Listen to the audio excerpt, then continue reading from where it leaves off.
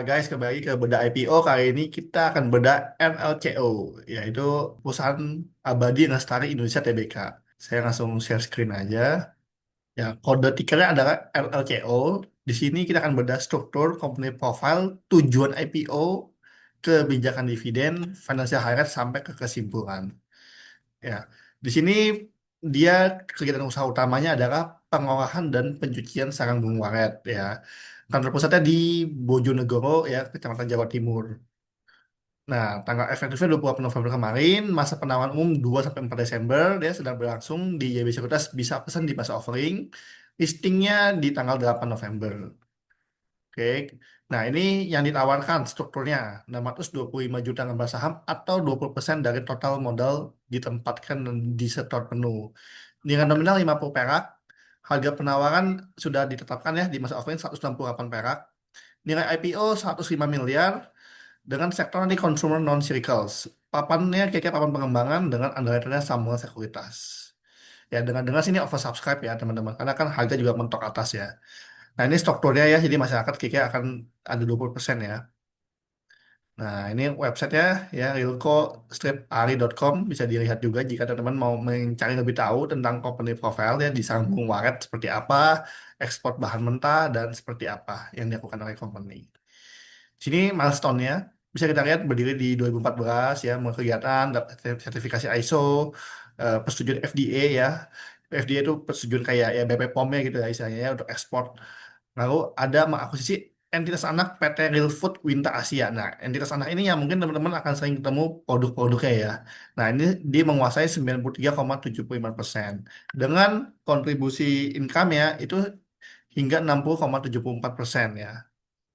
Nah, ini contoh komponen produknya ya untuk Real Food Jerry ya, Mamiku, Real Food Up, Real Food Greens ya dan segala macam. Ya, ini di struktur kepemilikan saham bisa kita lihat ini ada Bu Rusiana, Rusianto Handoko di PT Karya Perdana Investama ya, ada juga di PT Andalan Perdana Lestari. Nah, dia terutamanya di saat ini adalah yang di PT Real Food adalah Pak Edwin Pranata. Nah, berdasarkan ketentuan di sini UBO-nya adalah Pak Edwin Pranata karena menguasai di ujungnya ya UBO akhir ya Edwin Pranata. Nah, Dewan Komisarisnya di sini ada hubungan juga ya, yaitu Bu Jennifer adalah istri dari Pak Edwin Pranata. Nah, ini presidirnya Komisaris Utama cukup mentereng ya dari Pak Ahmad ya. Presidir di BNI, BRI ya. Nah, ini cukup mentereng. Nah, ini Pak Edwin Pranata sendiri ya. Ada hubungan keluarga tadi ya, direktur utamanya dengan Komisaris Pak Edwin dengan Ibu Jennifer Puspita Sari Wijaya. Ya, tujuan penggunaan dana 56% untuk modal kerja, which is bagus untuk beli bahan baku, untuk ekspansi usaha. 43% untuk real food minta yang tadi, anak usahanya yang mungkin teman-teman banyak sering lihat di supermarket ya, produk-produk real foodnya. Nah, kebijakan dividen akan mulai tahun buku 2025. Dia udah pernah bagi dividen nih di tahun ini ya, 25 miliar. Mungkin untuk capital rise up ya. Lalu 2025 dan seterusnya bisa bagi dividen sebanyak-banyaknya 25%. Tergantung RUPS juga. Ya, ini dari sisi laporan keuangan, aset 685 miliar, cukup bagus perkembangannya dari 2022 terus naik. Ya, kas dan setara kas juga oke, piutang usaha juga relatif stabil.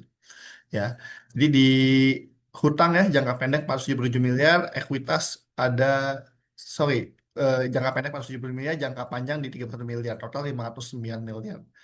Ya, dengan ekuitas saat ini ada di kisaran 176 miliar. Jadi ya bisa dibilang perusahaannya juga cukup menggunakan leverage ya, terutama di utang banyak jangka pendek nih 158 miliar yang cukup meningkat dari tahun-tahun sebelumnya. Oke, ini penjualan 231 miliar, peningkatannya cukup bagus dari 2022 up and down cukup turun ya, tapi kembali naik di 2024, 2025 juga di per bulan Mei 231 miliar. Jadi masih cukup bagus. Secara laba juga oke ya di sini bisa kita lihat. Ya. Untuk rasio ya bisa kita lihat di sini so far so good. Kita lihat nggak ada masalah karena rasio di atas satu masih cukup bagus. Asset over 0,35 kali, debt service 1,87 kali. Jadi rasio sih nggak terlalu jelek Kak, ya. Overall so good. Dan ini secara valuasi bisa kita lihat di harga 168 ya udah ditentukan. Jadi PBV sekitar 2,97 kali, PER 42 kali dengan market cap sekitar 525 miliar. Ya, jadi buat aku ini termasuk kelas moderat. Cuma melihat hype dan oversubscribe di tahun ini, di tahun 2025, sebenarnya ini layak untuk kita coba ikut juga. Ya, ini pesan di IPO bisa lewat website dulu di eipo.co.id. Jangan lupa ini ada tutorial pendaftaran di YouTube dan tutorial cara pembeliannya melalui YB Sekuritas. Ya, dan ingat paling lambat jam 6 pagi hari terakhir uang harus ready dan orderan sudah masuk. Kembali ini disclaimer, teman-teman harap disesuaikan dengan profil resiko teman masing-masing.